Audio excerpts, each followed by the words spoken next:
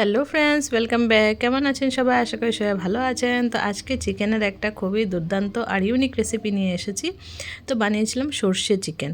তো সর্ষে চিকেনটা খেতে কেমন লাগে আমি নিজেও জানতাম না, ফার্স্ট টাইম ট্রাই করলাম। খেতে কিন্তু দুর্দান্ত হয়েছিল। তো রেসিপিটা আপনাদের সাথে শেয়ার করছি। তো চিকেনকে আমি দুই ভাগে বানাচ্ছি। তো প্রথম আমি সর্ষে চিকেনটা দেখিয়ে দিচ্ছি। এখানে পেঁয়াজ, আদা, রসুন আর সর্ষে নিয়ে নিয়েছি। কিছুটা পেঁয়াজ আমি কুচি করে নিয়েছি আর কিছুটা এমনি টুকরো করে নিয়েছি, মানে কিছুটা পেস্ট করে দিব আর কিছুটা এমনি কুচনো দিব। তো সর্ষের গুঁড়োটাকে আমি একটু ভিজিয়ে দিব জলে কিছু সময়। তো প্রথমে সর্ষেটাকে একটা বাটির মধ্যে নিয়ে নিলাম, নিয়ে কিছুটা কাঁচা লঙ্কা কুচি করে দিয়ে দিলাম। তারপর দিয়ে দিলাম নুন আর হলুদ, দিয়ে সামান্য একটু জল দিয়ে এটাকে মিক্স করে রেখে দিব। আপনারা যারা সর্ষে বেটে ইউজ করেন তারা বেটে দিতে পারেন। তো এই রেসিপিটা কিন্তু আমি অনেক দিন ধরে বানাবো বলেছিলাম, কিন্তু বানানো হয়নি। তো ভাবলাম যে এবার চিকেন দিয়ে কিছুটা বানাই। তো সবটুকু চিকেন দিয়ে আমি বানাইনি, কারণ যদি খেতে ভালো না লাগে তাহলে কেউ সবটুকু ওয়েস্ট যাবে।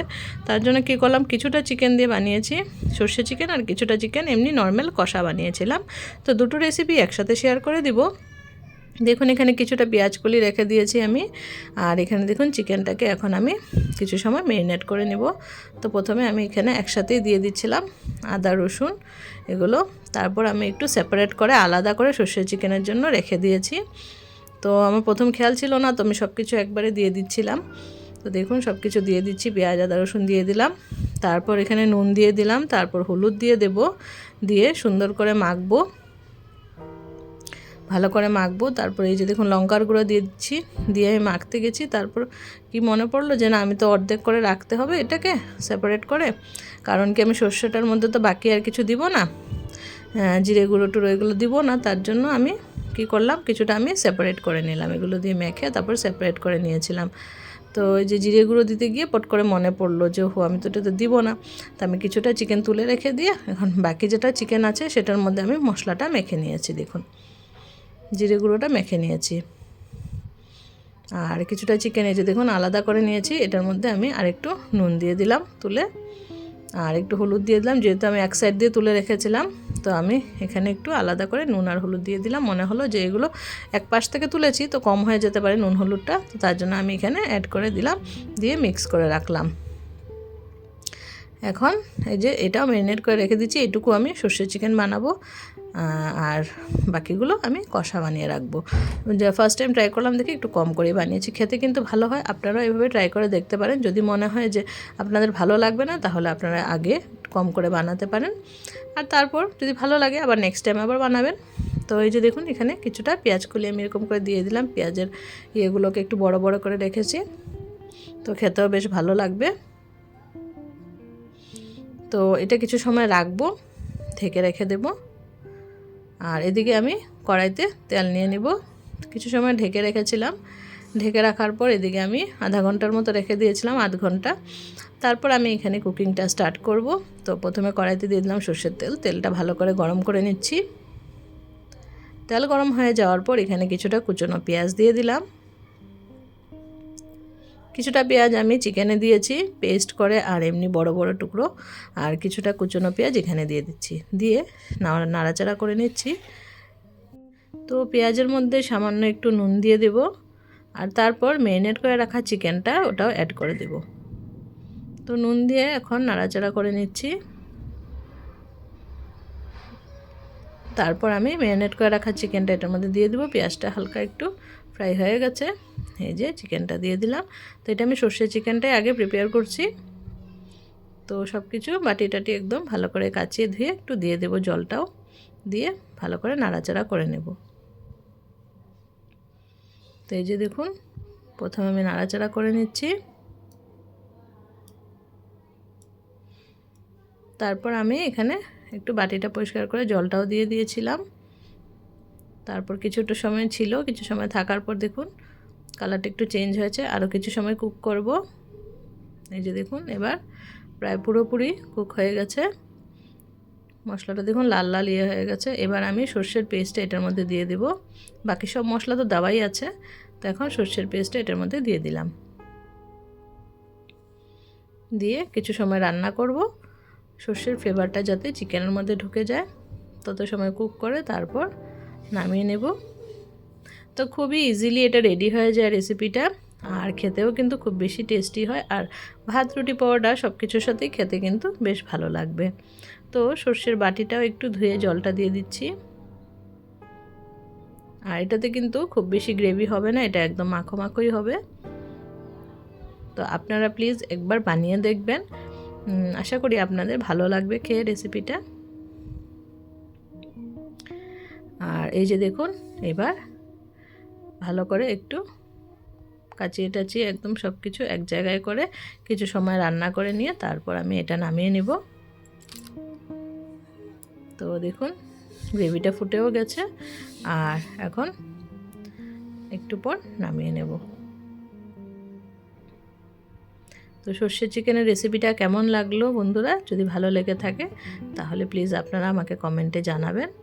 তো এই যে দেখুন পুরোপুরি রেডি হয়ে গেছে। এটা নামিয়ে রেখে আমি খুবই সিম্পলভাবে চিকেন কষাটা বানিয়ে নেব। তো এটা এখন নামিয়ে নিচ্ছি, প্লেটে বেড়ে নিলাম। এই যে দেখুন প্লেটে নামিয়ে নিয়েছি। আর কেমন লাগছে দেখে বন্ধুরা বলুন। আর কাঁচা লঙ্কাটা এভাবে কুচি করে দেওয়াতে খুব বেশি টেস্ট হয়েছিল। আপনারা চাইলে বেটেও ইউজ করতে পারেন, কোনো অসুবিধা হবে না, তবে কাঁচা লঙ্কার ফ্লেভারটা খুব ভালো লাগছিল। ওইদিকে আমি ওটা নামিয়ে নিয়ে এদিকে এখন আমি চিকেন কষাটা বানিয়ে নিব। তো কিছুটা আলু দিয়ে দিচ্ছি। কড়াইতে সরষের তেলটা গরম করে নিলাম, গরম করে আলু দিয়ে দিলাম। আলুর উপরে নুন আর হলুদ দিয়ে দিচ্ছি, দিয়ে আলুটাকে কিছু সময় ফ্রাই করব।